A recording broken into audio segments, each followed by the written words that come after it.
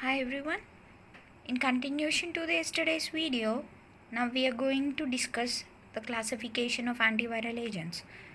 Antiviral agents have been categorized into four different classes. First class include inhibition of attachment, penetration and early replication of virus. While the second category of antivirals inhibit nucleic acid replication, while third class inhibit or they affect translation by the ribosome. And the fourth and the most important class include antiretroviral agents or anti-HIV agents. Coming to the first class, which are the drugs which inhibit attachment, penetration and early replication. Further, it is subdivided into three subdivisions. The first subdivision is the inhibitors which prevent penetration and early replication of virus. Under that we have three drugs and the names were there: amantadine, rimantadine and interferon. While coming to the second subdivision, neuraminidase inhibitor, this includes three different drugs: zanamivir, oseltamivir and peramivir. And coming to the last subdivision called entry or fusion inhibitors, which prevent fusion of the virus with the host plasma membrane or entry of the virus into the host cell. Under that we have two drugs called maraviroc and enfuvirtide. Coming to the second class of antiviral agents called nucleic acid replication inhibitors. Nucleic acid replication inhibitors, based on their structure, they were classified into three different categories. One is acyclic nucleoside analogues, other is conventional nucleoside analogues, and the last one is non-nucleoside analogues. Acyclic nucleoside analogues and conventional nucleoside analogues resemble the nucleosides of nucleic acid, but in acyclic nucleoside analogues the sugar moiety is not a cyclic structure. While coming to conventional nucleoside analogues, the structure have a cyclic sugar moiety attached to the nitrogen base.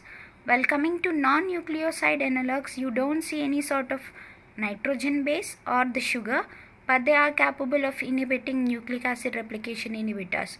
While coming to the third class of antiviral agents called drugs which affect translation, they interfere with the ribosomal attachment onto the mRNA and they prevent formation of a functional protein from the mRNA. So thereby they inhibit translation and prevents production of important proteins from the mRNA. And coming to the fourth class of antiviral agents called antiretroviral agents, which are generally called ARTs and the most widely called anti-HIV drugs. They are further subdivided into three divisions based on site of their action as reverse transcriptase inhibitors, protease inhibitors and integrase inhibitors. Reverse transcriptase inhibitors are the antiviral agents which inhibit the viral enzyme called reverse transcriptase, and further based on their structure they were classified into nucleoside reverse transcriptor inhibitors, which are generally known as NRTIs, and non-nucleoside reverse transcriptase inhibitors, generally called as NNRTIs. These two are the drugs which prevent conversion of RNA, viral RNA, to the complementary DNA. And coming to the protease inhibitors are the drugs which prevent formation of the functional proteins from the precursor proteins by inhibiting an enzyme called protease. Protease is an enzyme of virus, and these were the drugs under that class. Integrase inhibitors are the drugs which prevent formation of a provirus. Under that we have one drug called raltegravir. So these were the structures of the drugs, antiretroviral and antiviral agents. So these were the other structures of antiviral agents. And coming to the individual drugs, the most widely used drugs for influenza virus is amantadine and rimantadine. Amantadine and rimantadine are the agents, antiviral agents, which show their action on the RNA viruses. And they are generally used to treat influenza infections. The mechanism of action of these drugs include they prevent entry of RNA material into the host cell and also prevent uncoating of virus within the host cell and also inhibit early replication of virus within the host cell. And generally these are amantadine is the natural drug, while rimantadine is its synthetic analog. And coming to the neuraminidase inhibitors, we have the most commonly used drug called zanamivir. Here, neuraminidase is a viral enzyme which is responsible for activation of virus to combine onto the host specific receptor.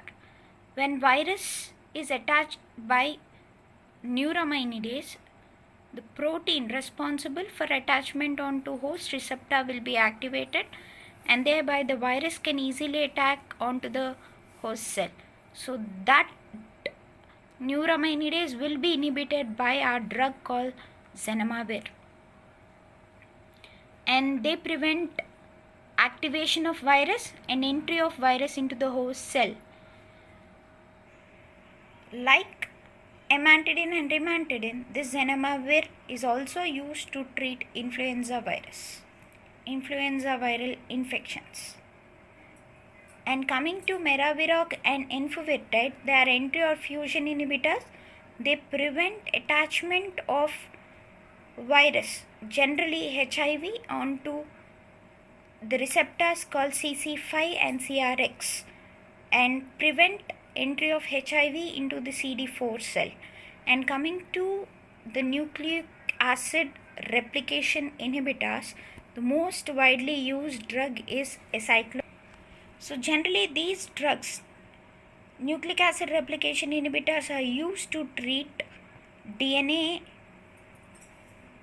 viral infections. Examples of those DNA virus infections include herpes viral infection, varicella zoster virus.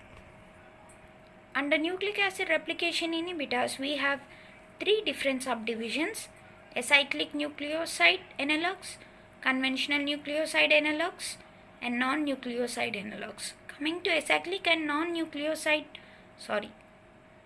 and conventional nucleoside analogues, they prevent DNA polymerase, they inhibit DNA polymerase and prevent DNA replication in this way.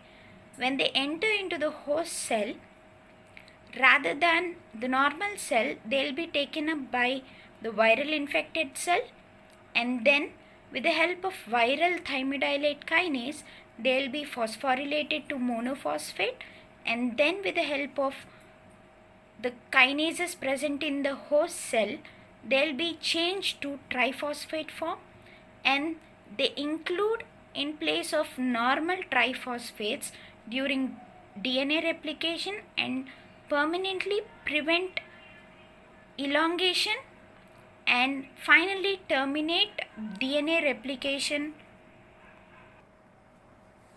This conventional and acyclic nucleoside analogues, first they enter into the infected cell and then they will be changed to nucleoside triphosphate form, and in place of normal nucleoside triphosphates, they move to the DNA and they include in the DNA and they prevent elongation and finally terminate DNA replication by competitively inhibiting DNA polymerase. So this is how they inhibit DNA replication and prevent multiplication of virus within the host cell, and also prevent infection of a new cell by the virions. So, the acyclic and conventional nucleoside analogues have similar mechanism of action. When they enter into the host, they'll be